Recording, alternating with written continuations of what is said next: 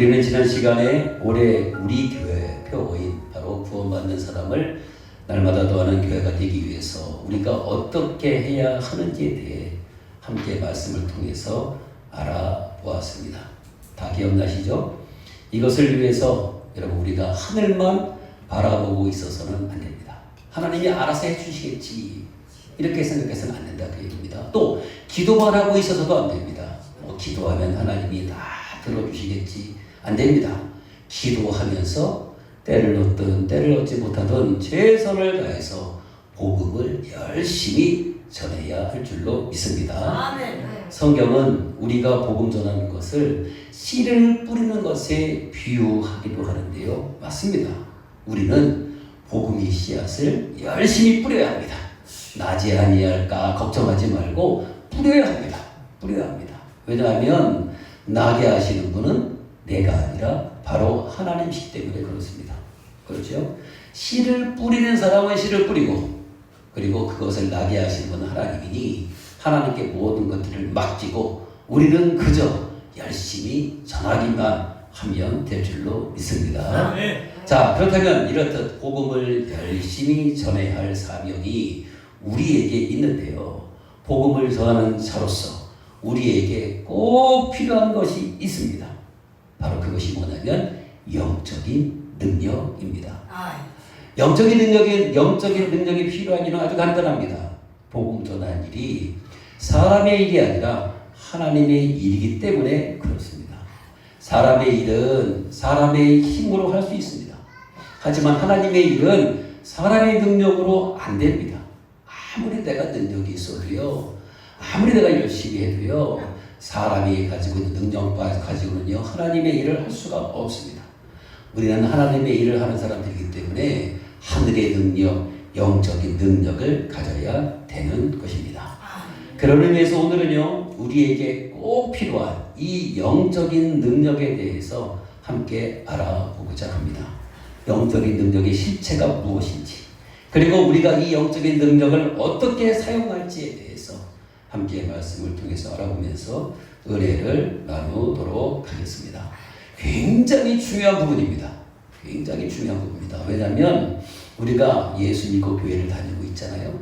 하지만 만약 우리가 이 영적인 능력을 갖지 못하면 정말 무능력한 교인이 될 수밖에 없어요.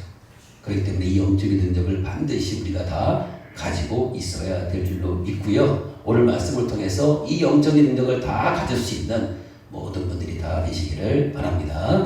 먼저 오늘 본문을 봅시다. 오늘 본문은요, 베드로와 요한 사도가 성전에 기도하러 올라가던 중에 있었던 이야기입니다.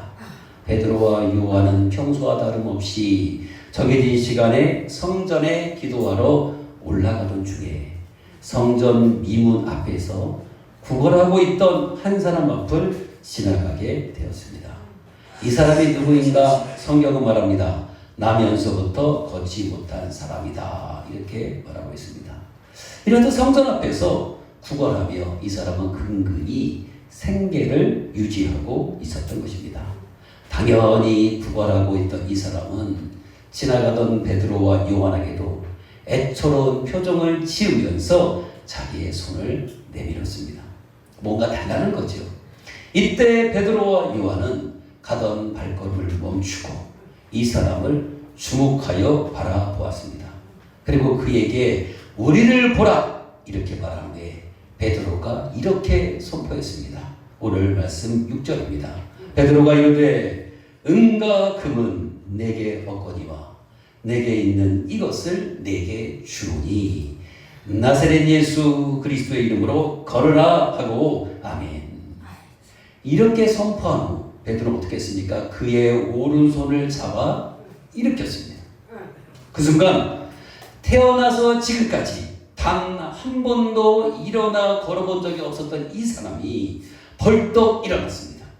그리고 걷기도 하고 뛰기도 하는 놀라운 일이 일어났습니다. 할렐루야. 여러분 베드로의 이 능력 있는 선포에 일평생 걷지 못했던 이 사람이 그 순간 완전한 치유를 받게 된 것입니다. 놀랍지 않습니까? 아니 베드로는 어떻게 이런 놀라운 능력을 그 부관하는 사람에게 행할 수 있었을까? 저는 곰곰이 생각해 봤어요. 정말 베드로가 대단한 사람이었기 때문에 바로 이런 일을 할 수가 있었을까? 아닙니다. 아닙니다. 우리가 다 아는 것처럼 베드로는요, 그렇게 대단한 사람이 아닙니다. 어찌 보면 우리와 그다지 다르지 않은 아주 평범한 사람입니다. 아니 그렇다면 어떻게 그가 이런 일을 할 수 있었을까? 여러분, 비밀은요, 베드로가 선포한 말에 있습니다. 베드로는요, 자신의 능력으로 이 일을 행한다고 말하지 않았습니다. 대신 자신 속에 살아계시는 예수님의 능력으로 이 일을 행한다고 선포했습니다. 결국 베드로가 이렇듯 예수님의 이름으로 놀라운 능력을 행할 수 있었던 것은 예수님이 정말 위대하신 분이라고 하는 것을 그가 제대로 알고 선포했기 때문에 가능했던 것입니다. 여러분들, 이 부분에서 우리는 다시 한번 상기해 봐야 됩니다. 여러분, 예수님이 어떤 분입니까? 어떤 분입니까?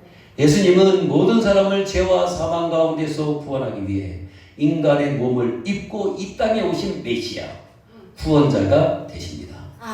구원자가 되시는 예수님은 모든 질병을 고쳐주시고 또 일어나 걷지 못하는 사람을 일으키시고 눈먼 사람을 뜨게 하시고 귀머거리에 귀를 여시고 사망한 자에게 생명을 주시는 분이 바로 예수님이십니다. 믿습니까?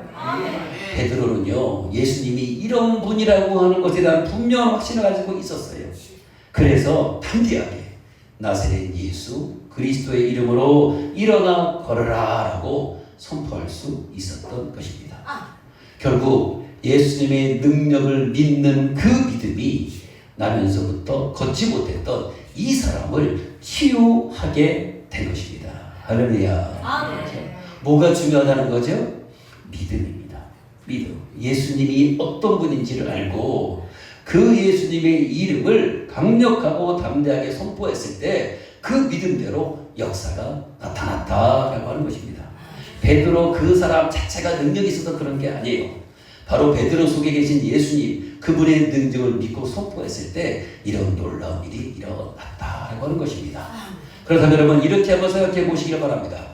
이와 같은 일, 여러분 2000년 전에 이 일이 일어났어요. 오늘날에도 가능할까요? 오늘날에도 가능할까요? 여러분들은 가능하다고 믿습니까? 저는요 100% 가능하다고 믿습니다. 100% 확신을 말하건데 오늘날도 이런 일은 얼마든지 일어날 수 있습니다. 이유가 있어요. 왜냐하면 베드로 안에 계신 예수님이나 지금 우리 안에 계신 예수님이나 똑같은 분이기 때문에 그렇습니다. 옛날이나 지금이나 우리 주님은 능치 못함이 없으신 전능하신 분이시다라고 하는 것입니다. 베드로 마음속에 있었던 그 예수님이 지금 우리 안에도 계신단 말이에요. 그러니 우리도 믿음을 가지고 예수님의 이름으로 선포하면 그것이 어떤 일이든 상식이나 과학적으로 불가능하다 여기는 일들도 얼마든지 가능하게 될 수 있는 것입니다. 뭐가 중요하다고요? 믿음이 중요하다. 믿음이 중요하다. 여러분, 스티븐 호킹 박사를 아십니까?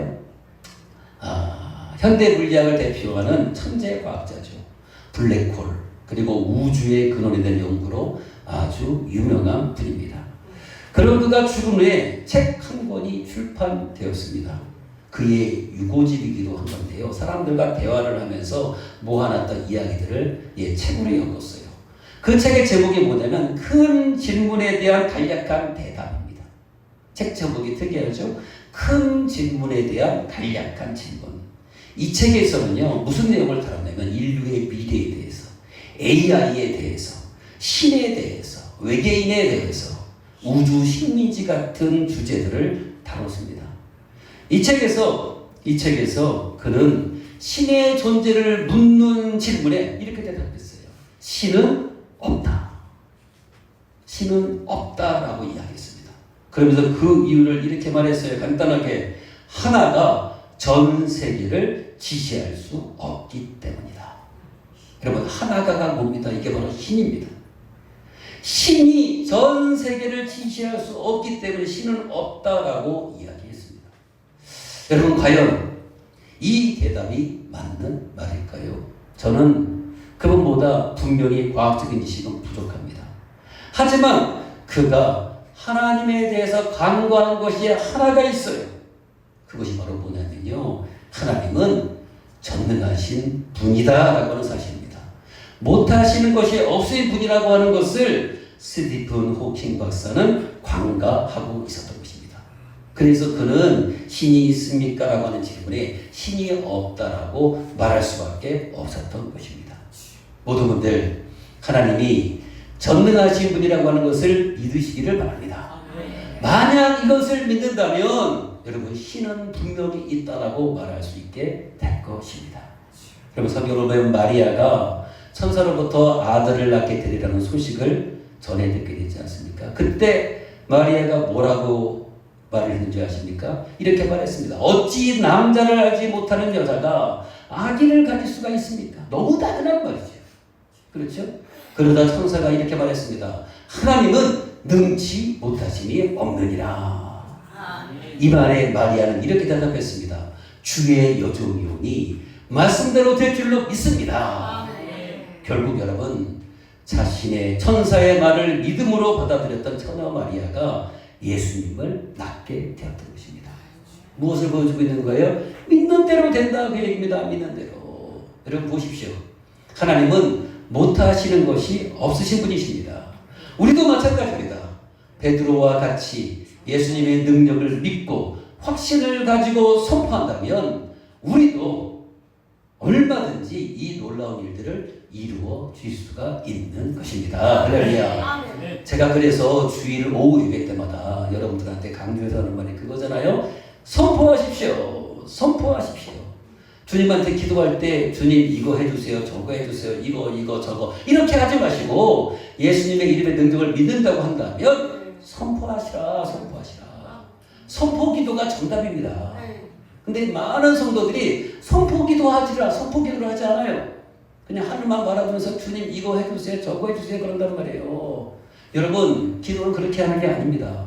이제 예수님 우리와 함께하고 계시단 말이에요.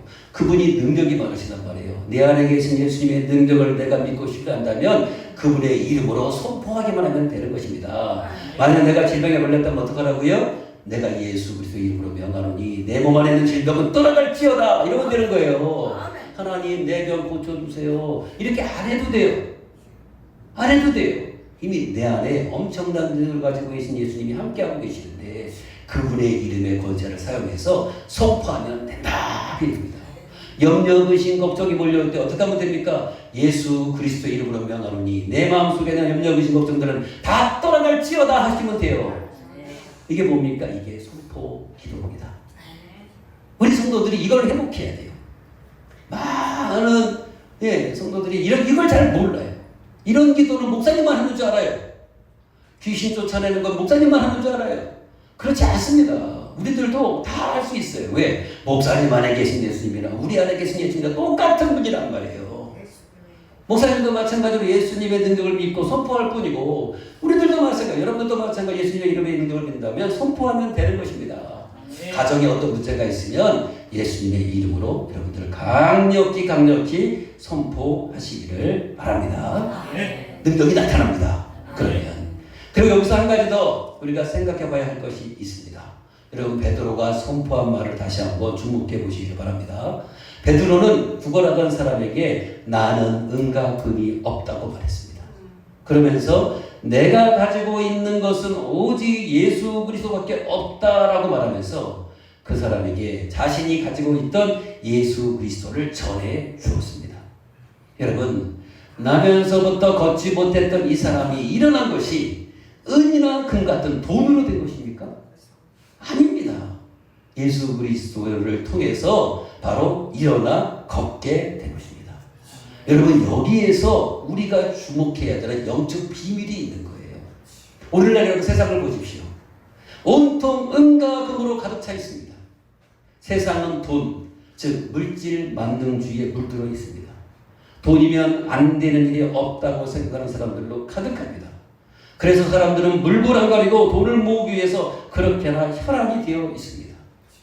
물론 저도 은과 금이 필요하다고 봅니다. 또 중요하다고 생각합니다. 왜냐하면 은과 금도 잘 사용하면 그것을 통해서 하나님께 엄청난 영광을 돌려줄 수 있기 때문에 그렇습니다. 하지만 은과 금보다 더 중요한 것이 있다는 것을 기억해야 됩니다. 여러분, 은과 금은 없어도 반드시 가지고 있어야 할 것이 있습니다. 바로 베드로가 가지고 있었던 예수 그리스도입니다. 은과 금으로 해결할 수 없는 것을 해결해 주시는 분이 계세요. 그분이 예수님이십니다. 세상이 줄 수 없는 평안을 주시는 분이 계세요. 그분이 예수님이십니다. 사람들은 우리를 실망시키지만 우리를 영원히 실망시키지 않는 분이 계십니다. 그분이 예수님이십니다. 우리의 모든 필요를 아시고 필요를 다 채워주시는 분이 계십니다. 그분이 예수님이십니다. 그러니 은과 금은 없어도 예수님만은 꼭 가지고 있어야 되는 것입니다. 예수님을 우리 마음의 주인으로 모시고 살 때 그때서야 비로소 참된 기쁨과 감사, 만족을 누리며 살아갈 수 있게 되는 것입니다. 여러분, 은과 금, 물질 좀 없다고 위축되지 마세요. 제일 중요한 건 뭐예요? 예수님 가지고 있으면 돼요. 그럼 예수님께서 은과 금으로 할 수 없는 그 모든 일들을 다 할 수 있도록 인도해 주신단 말이에요. 근데 우리들은 진짜 본질을 놓칠 경우가 참 많단 말이에요. 예수님을 품고 있으면서도 은과 금에 매여 사는 경우가 얼마나 많은지 몰라요. 여러분, 은과 금 없어도 됩니다. 사실 조금 불편할 뿐이에요.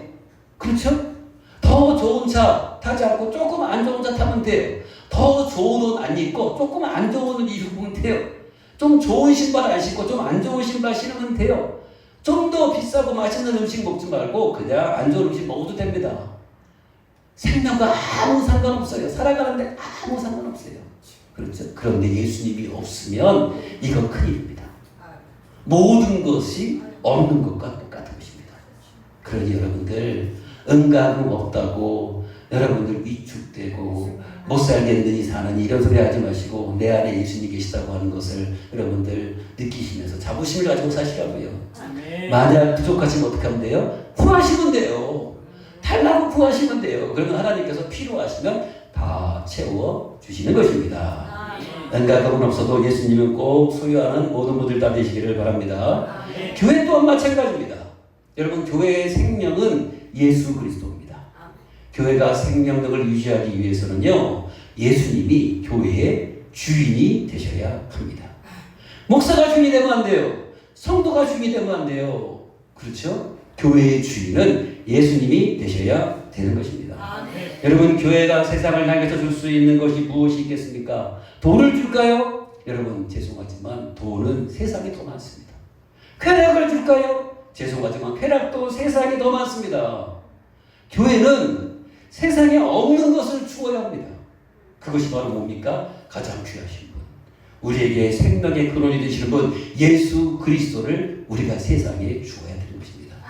그렇기 때문에 세상 한가운데 서 있는 교회가 해야 될 가장 중요한 일은 바로 뭐예요? 구제가 아니에요. 교회가 가지고 있는 돈 가지고 다른 사람들, 어려운 사람 도와주는 게 그게 다가 아니에요. 세상 사람들에게 예수 그리스도를 전해줘야 합니다. 그것이야말로 교회가 세상에 줄 수 있는 최고의 선물이 될 수 있는 것입니다. 그래서 예수님을 전해야 되는 거예요. 우리가 전도를 왜 합니까?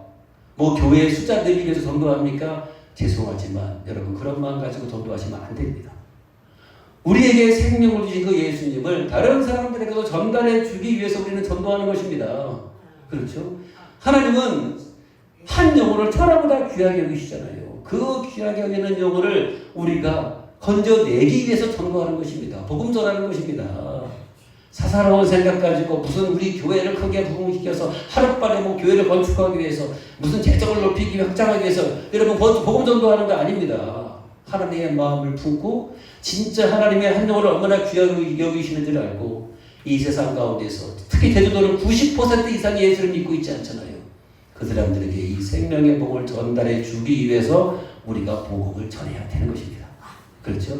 그럴 때 지치지 않고 우리는 복음을 전할 수가 있는 것입니다. 설교를 마무리하면서 중세 유명한 신학자 토마스 아퀴나스가 한 말을 나누고 싶습니다. 그는 이런 말을 남겼습니다. 초대교회에는 은과 금은 내게 없거니와 내가 가지고 있는 것을 내게 주노니 곧 나사렛 예수 그리스도의 이름으로 일어나 걸으라고 말할 수 있는 능력이 있었다. 그러나 오늘날 교회는 금으로 기둥을 만들고 대리석으로 바닥을 깔아 엄청난 하나님의 집을 지었다. 우리의 교회는 땅도 많이 가지고 있다. 건물도 가지고 있다. 사람도 많이 가지고 있다. 은과 금은 이제 우리에게 있다. 그러나 나사렛 예수 그리스도의 이름의 능력은 잃어버렸다. 토마스 아퀴나스가 바로 이런 말을 했어요. 저는요, 이 말이 오늘날 교회에도 그대로 적용되는 말이라고 봅니다. 교회의 본질은 은과 금이 아닙니다. 땅도 아닙니다. 건물도 아닙니다. 많은 사람이 교회의 본질이 아닙니다. 교회의 본질은 오직 예수 그리스도입니다. 예수 그리스도. 바로 그분이 바로 교회의 본질이 되는 것입니다. 사랑하는 성도 여러분, 베드로의 선포가 우리의 선포이자 고백이 될 수 있기를 원합니다. 모든 분들의 마음속에 예수 그리스도가 살아계시기를 바랍니다. 그분의 능력으로 활활 타오를 수 있기를 바랍니다. 더불어 나면서부터 걷지 못했던 사람이 예수님의 이름의 능력으로 회복되고 치유될 것처럼 우리의 삶에서 만나는 모든 문제들도 예수 그리스도의 능력으로 해결할 수 있기를 바랍니다. 이런 영적 능력으로 충만하여 능력 있는 삶을 살아가는 모든 분들 다 될 수 있기를 예수님의 이름으로 축원합니다. 축원합니다. 기도하시겠습니다. 하나님 아버지 은혜를 감사합니다. 우리에게 가장 필요한 것은 예수 그리스도입니다. 우리 교회에 가장 필요한 것은 예수 그리스도입니다. 영적 능력이 우리에게 필요합니다. 주님, 영적인 능력을 우리에게 부어 주시옵소서. 그리하여 맡겨진 제한 사명 잘 감당해 나갈 수 있도록 힘과 능력을 덧입혀 주옵소서. 감사와 영광을 주님께 돌려드리며 예수님의 이름으로 간절히 기도드리옵나이다. 아멘.